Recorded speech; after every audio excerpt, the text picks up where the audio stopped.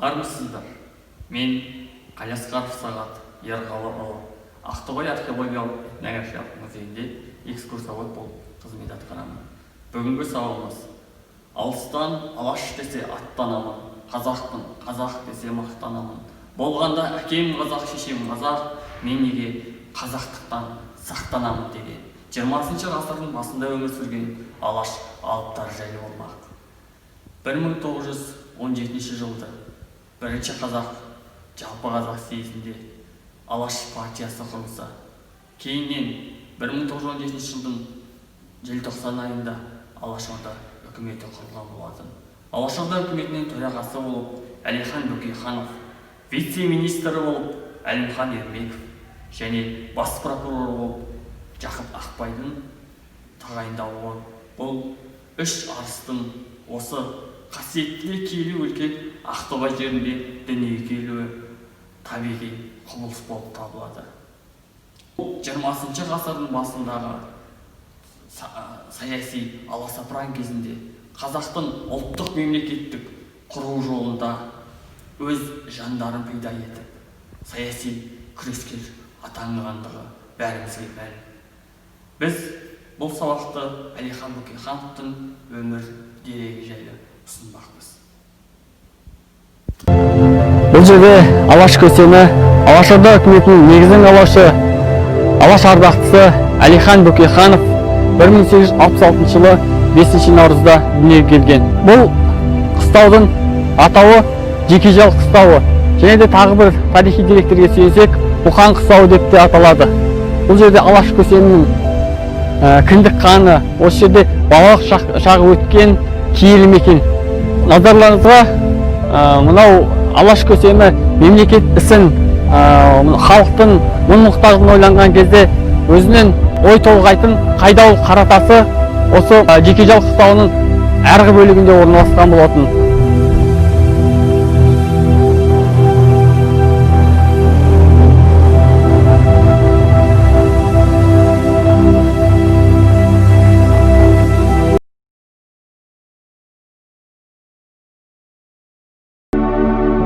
Алдарыңызда мынау Желтау тауының етегінде, Жіңішке өзенінің бойында керемет алаш қайраткері, Алашорда автономиясының негізін қалаушы Әлихан Бөкейхановтың ата-анасы және туған туыстар жерленген үлкен қорым Талдыбейіт қорымы.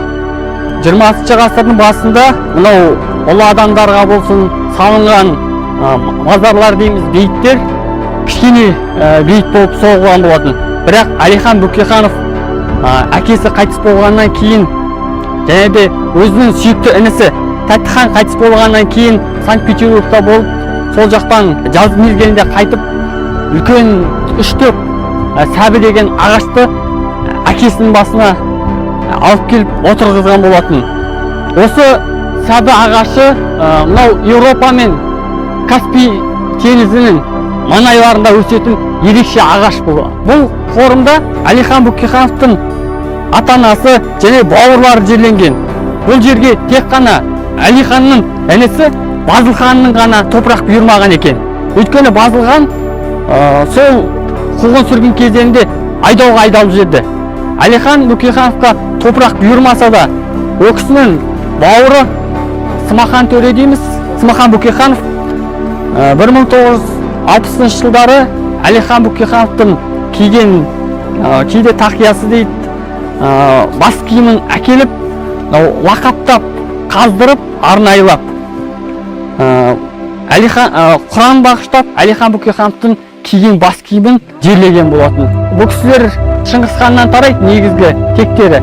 Жошы ханнан, Шыңғысханнан өздерінің жаңағы төре әулетінің тарихын жаздырып, қашатып, құлпытасты Семейден жасатқан екен. Тарихын жаздыртып, және де бір тасқа арнайлап, Әлекене арнаған екен. Ондағы жазылған сөздерге келетін болсақ, қыр баласы, ел баласы, қазақтың болған панасы, ұмытама Әлиханды, қазақтың мынау баласы деген керемет өлең жолдарын жаздыртқан екен. Алғашында бұл бейіт Талдыбейіт деп аталған жоқ, Мұқан моласы деп аталды. Мұқан моласы. Өйткені кейін халық мынау талдың жайқалып өсуіне байланысты Талдыбейіт атап кеткен екен. бұл жерде төре тұқымдары жерленген.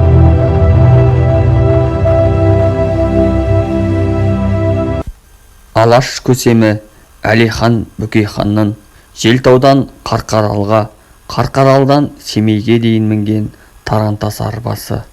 Қазіргі таңда осы тарантас арба Ақтоғай археологиялық этнографиялық музейінде құнды жәдігерлер қатарында сақтаулы. Бұл ағаш табақ алаш көсемі Әлихан Бөкейхановтың қарындасы Нұрбек әжейдің ағаш табағы. Демек, бұл ағаш табақтан алаш көсемінің өзі дәм татқандығы анық. Сабағымызды қорытындылай келе, алаш көсемі Әлихан Бөкейхановтың бастаған алаш қайраткерлерінің басты мақсаты арманы тәуелсіз дербес мемлекет құру және сол жолда күресе отырып елді ұлттық мемлекеттік идеологиядағы қалыптастыру жолында күрестері бәрімізге мәлім. Сол күрес жолында ұлтымызға азаттық идеясы Қазақстан өзінің тәуелсіз дербес мемлекет болып құрылуына ықпал жасағаны айқын. Сабағымызды қорыта келе, Әлихан Бөкейханның тірі болсам қазаққа қызмет қылмай қоймаймын атты сөзімен қорытындыласақ.